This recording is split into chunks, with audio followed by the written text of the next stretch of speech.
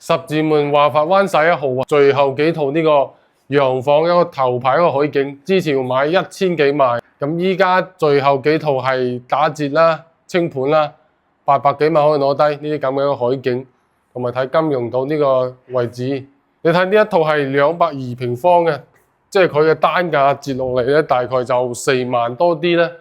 呢一套200幾方南北通㗎，全部都係交標嚟㗎，包括呢個電動窗簾啊、中央空調啊，同埋廚房呢啲全部都係一個交標嚟嘅。廚房我哋做咗一個半開放式嗰個廚房。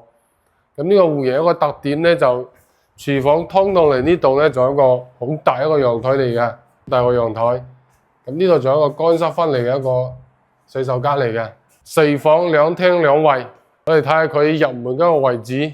咁首先呢個戶型咧係獨梯獨戶嘅，咁電梯出咗嚟咧就你自己屋企嘅啦，呢啲全部都係交標嚟嘅。呢度仲有一個儲物空間，咁呢邊咧係我哋一個長輩房嚟嘅，即係一個套間嚟嘅啦，都係可以望到一線嘅海景啊呢度。跟住睇下佢其他3個房間嘅休息區啦，200幾方超級大平層睇海景，非常之開闊嘅，清盤價，最後2、3套，一間就係客房啊，都係睇埋海景嘅。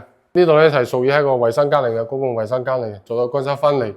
呢度咧就做一個兒童房咯。呢個就做咗一個270度嘅一個轉角飄窗嘅一個主人房啦。即係呢啲視野係非常之好嘅呢一套。呢度係佢嘅一個放啲衣櫃嘅位置。咁呢度仲遺留咗一個浴缸嘅位置啦，即係主人房一個洗手間嚟嘅，非常之平啊呢一套。之前1000幾萬。依家開發商係已經係交樓嘅啦，現樓嚟嘅啦，清盤，最後2到3套，總價800幾萬，大為裝修，即見即所得。